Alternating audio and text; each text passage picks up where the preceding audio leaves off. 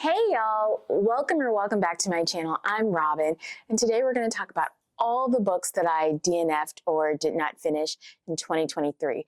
I am filming this with a couple of weeks left to go in the year, and so it's still possible for me to DNF more. We're just going to talk about the ones that I've DNF'd up to this point, which I think I have 16 on this list, which for me has been a lot. I know it doesn't sound like a lot, it's just like, oh, it's 16. I honestly, in more recent years, have not been really DNFing. I've just been feeling like I need to finish this book. But I've just really been doing it, just DNFing left and right. It doesn't matter how far I've gotten into it. It could be 3 pages and it could be 300. Just know that no book was spared. And so yeah, we're gonna get into it and talk about it. First of the year, this was actually the very first book I picked up for the year, and that was Atomic Habits by James Clear. I know that people have been loving Atomic Habits for its productivity, self-helpness, and were there a couple of gems in there that were helpful? Sure, but overall it was just repetitive. I didn't feel like I was gaining anything special or new, and so I was just like, yeah, I'm gonna head out. And then after that, I had a buddy read. It was like a very loose buddy read with Joshana and Monet, and we were gonna read Sense and Sensibility by Jane Austen. I don't remember how far I got into it, but I know that very soon into it, I just didn't care. I didn't care about the characters. I didn't care about what was happening. It wasn't grabbing my attention. And I don't know whether it was the time or the actual book itself, but didn't want it. I am curious because I do want to keep trying to read more Austen. I've read Pride and Prejudice. I enjoyed that. And I think I read something else by Jane Austen. I can't remember the name of it right now. It's like right here. But yeah, Sense and Sensibility was not it at the beginning of the year. I think I will give it another try at another date. When that other date is, I don't know. Then I had an arc of How to Keep Your Husband for 10 Days by Jessica Hatch. This was supposed to be a cute little rom-com story about a husband and wife who decide to divorce, but they haven't told their friends. And so their friends are all coming into town and they've got to pretend to be married for 10 days so that obviously their friends don't know, which I thought was a stupid premise because it was just like, just tell your friends that you're getting divorced. Like, why pretend to be married? Because after those 10 days, when they go back home, you then are going to tell them that you guys are divorced. Anyway, the woman in it was insufferable, which I hate. I do not like to be on a man's side. And for you to have me going with the man, how dare you? The whole book, I was just like, yeah, bro, divorce her, please. Like, she was having him do the most. And I was just like, girl, you got to relax. I don't know if they got back together. I don't care. I hope they did. I think I made it to maybe about 50% of the way in, and I wish I hadn't. Another book that I DNF'd was The Final Strife by Sarif. I was looking forward to this so much because I know that Joshana really liked it, and I think that Ray and I were buddy reading this. We started off this buddy read. I was going to say strong, but it was not strong. We started off this buddy read and I couldn't get past the main character. She was just like high all the time. And I was just like, what is the point? And then I was like, you know what? Maybe I don't want to read this with my eyes. Maybe I want to read this with my ears. And so I waited a little bit. I waited for a long time because Ray had given up hope on me. She was like, you're not going to read this. And I was like, no, I'm going to wait for that audiobook with The Hold Was Forever. And The Hold came in and I continued on. I did make it to 50%. And I said, you know what? I should have quit while I was ahead. I did not care. The main character was annoying. There was another girl that she had been switched with. She was annoying. The only person that I enjoyed was nonverbal. She was of the lower caste. She was the only person who had any sense and was kind of like protecting the main character girl. And so, yeah, I quit. I had Ray tell me what happened, and then I had her tell me what happened in the second book, and that was enough for me. Next, we have We Hunt the Flame by Hafsa Faisal. I was reading this when Nerdy Nat Reads chose my TBR, and I've been having a kind of tumultuous relationship with YA anything in the past couple of years. And so this was a YA fantasy about a girl who's a very good hunter, but people know her hunter persona as like, they think it's like some secretive dude person, I think. But nope, it's her. And I forget why she was being searched for by like the king. I don't remember if he was trying to assassinate her. I really don't remember because I didn't care. And so that one had to. I felt really bad because I know that Nat loves it so much, but I just could not get into it. And no, maybe if Hopsify will write something else, I will give it a go because I did like the setting. I feel like it was set in the Middle East, like a fantastical Middle East. So that was interesting, but I just, no. So I read Before the Coffee Gets Cold by Toshikazu Kawaguchi, and I read about a good 75% of it. And I feel like I can count it as read because it was very short. And so 75% of the book was of the stories in there except for one. And the stories were very, very repetitive to the point where I knew exactly what was going to happen. Somebody was going to come into the coffee shop. They were going to want to talk to a loved one that was either not dead, but like was gone in some way. But that person had to have been in the coffee shop with them at some point. And so then they were going to go back, have a few minutes, talk to the person before their coffee got cold, and then they were going to come back to the present. And surely enough, that's what happened in every single one of the stories. And so by the time I got to the fourth one, I said, you know what? I know what's going to happen. They're going to go back to the past and they're going to talk to someone that they want to talk to from their past, a dead person, a long lost love, a missing relative or something. And so I was like, okay, I got it. So DNF, yes, kind of, but I'm going to count it as completed. But for the sake of official DNFs, I did that. Then I DNF'd Heart of the Sun Warrior by Su-Lin Tan. This was the second in the Celestial Kingdoms duology. The first one was Daughter of the Moon Goddess, which I loved. It was a very slow fantasy with a little bit of romance thrown in there. Really, it was for the vibes. And I could have been good with book one as a standalone. I got to book two, Heart of the Warrior, and I thought, I don't actually care about the warrior or the heart. And so I quit. I don't know whether it was the audiobook that did it for me. I just don't think that the characters captured my attention the second time around, and it just doesn't giving me those good vibes that I originally loved from Daughter of the Moon Goddess. Another buddy read that I had with Ray was Tristan Strong Punches a Hole in the Sky by Kwame Mbalia, and this is a middle grade about a boy who I think he goes to stay with his grandparents after he loses his friend. He's really feeling really guilty about it, thinking that he could have done something. And he goes to stay with his grandparents, and he starts like the stories that his grandmother used to tell him as a child, these kind of folk tales, he feels like are starting to come true. And he doesn't know how to explain it because that sounds crazy. And so he goes on this little adventure with some of the folk heroes that his grandmother has told him about.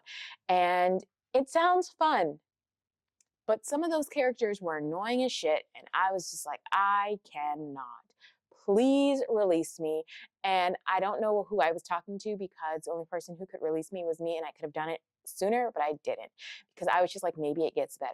And it didn't for me, which was unfortunate because I was really, really excited to get to it. And it didn't pan out how I thought it would. Another one that hurt me was The Adventures of Amina al-Sarafi by Shannon Chakraborty. I earlier finished the Daevabad trilogy. Loved it. And I was so excited when I was like, I'm going to pick up the next thing that she writes. And I picked it up. Did not love it. And I think it was, I don't know exactly what it was for me. I enjoyed that the character was in her 40s, that she kind of had an established life, that she was going back to her old profession because someone asked her to. And she was like, you know, I've put up my blades.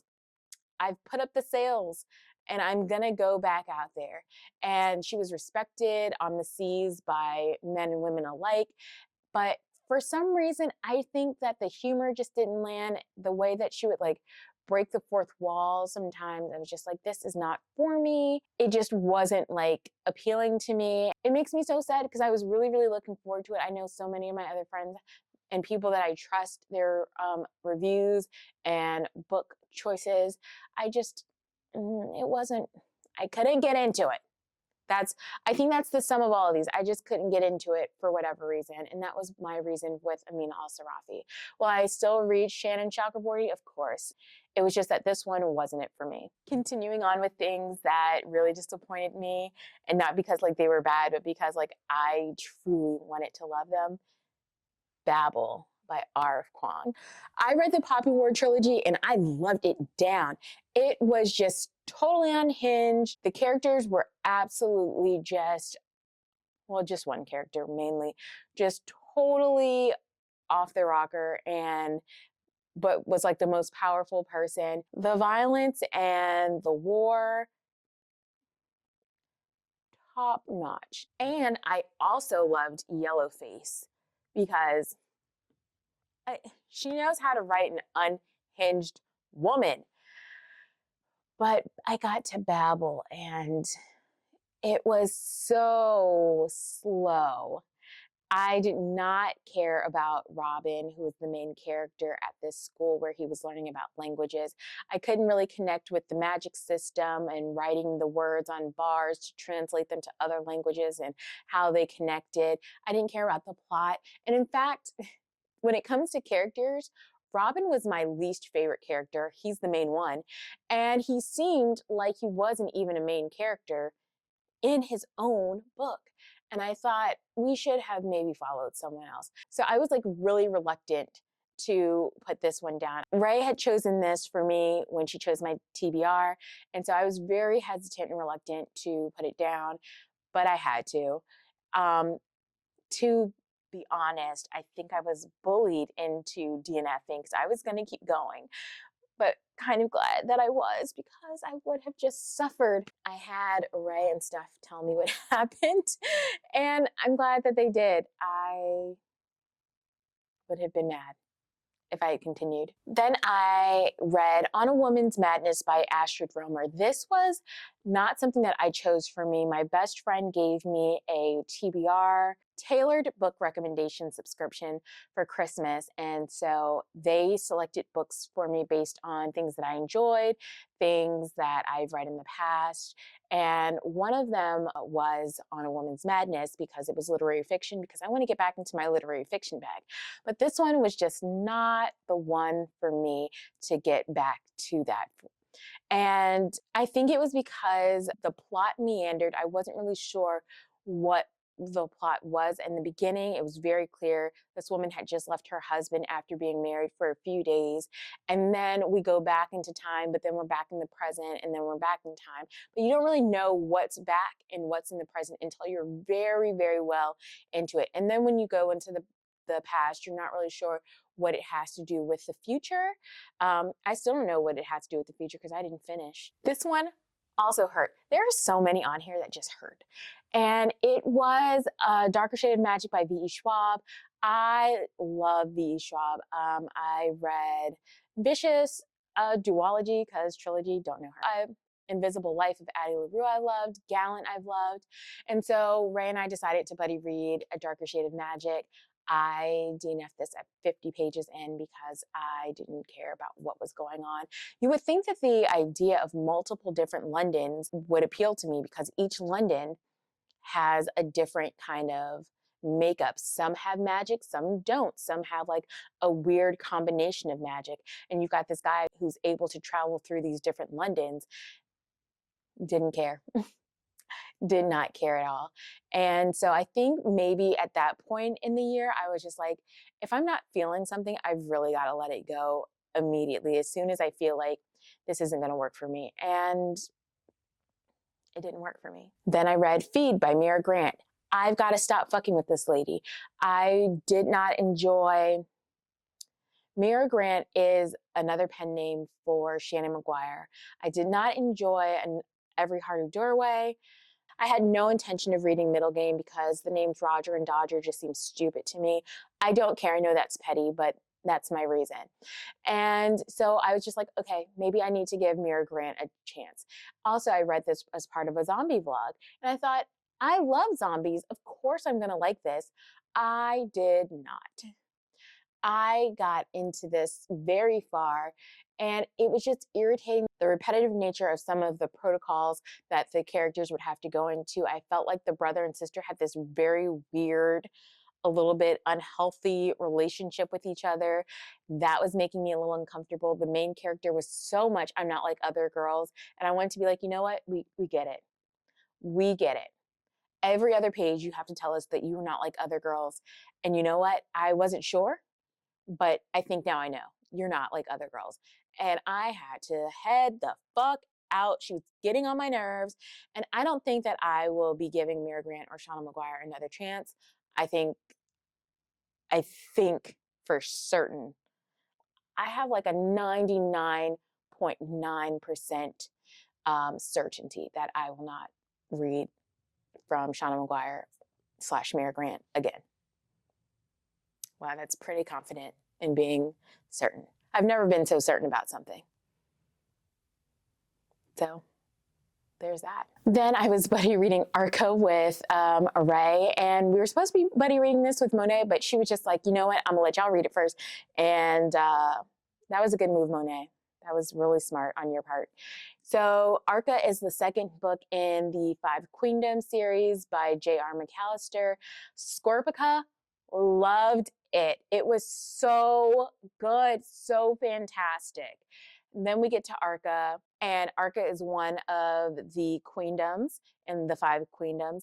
And it was less about ARCA, and it was more about all the other queendoms. And I thought, how can a book be titled ARCA and not even be about your own queendom? Not even this book is interested in you. That's crazy. I had Ray tell me what happens in the rest of the book. It didn't seem like I missed anything. I feel like it could have been condensed and probably combined with the next book, if we're going to be honest. But I will pick up the third book and give that a try because I know what happened in book 2. I feel like I can continue on with this series. And we'll see if I'm going to continue on to the end because there's supposed to be 5 books. We'll see. Then I DNF'd Breathers, another zombie book by S.G. Brown.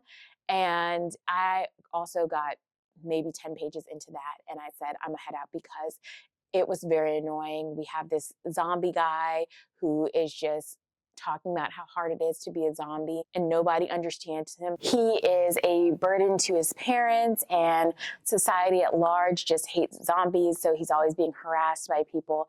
And I didn't care. And so I quit. And then the last book that I have also hurt me because Bree chose this for me. This is one of her favorite Black classics. And this is Invisible Man by Ralph Ellison. I got pretty far into this considering that it was a 600-700 page book. It's a Black classic. And I think my problem with this was the writing style. And this is a problem that I have with a lot of just classics in general. It's just that we focus so much on some of the small details of a scene, of a moment. And then you're just like, I don't know how this connects to the broader overall story. And will I ever return to this? Maybe. Will I pick it up from where I stopped and continue on? Perhaps one day. But for right now, I think I got about 60-70% of the way in, and I had to head out. I had been reading it for so long, it wasn't capturing my attention any longer. I was no longer interested in what was going to happen to the main character, and so that was that. That made me sad. But those are all of the books that I DNF'd this year so far. There's still time for more. How many books have you guys DNF'd? What was the DNF that hurt you the most this year? Let's talk about it down below in the comments, and until next time. Bye.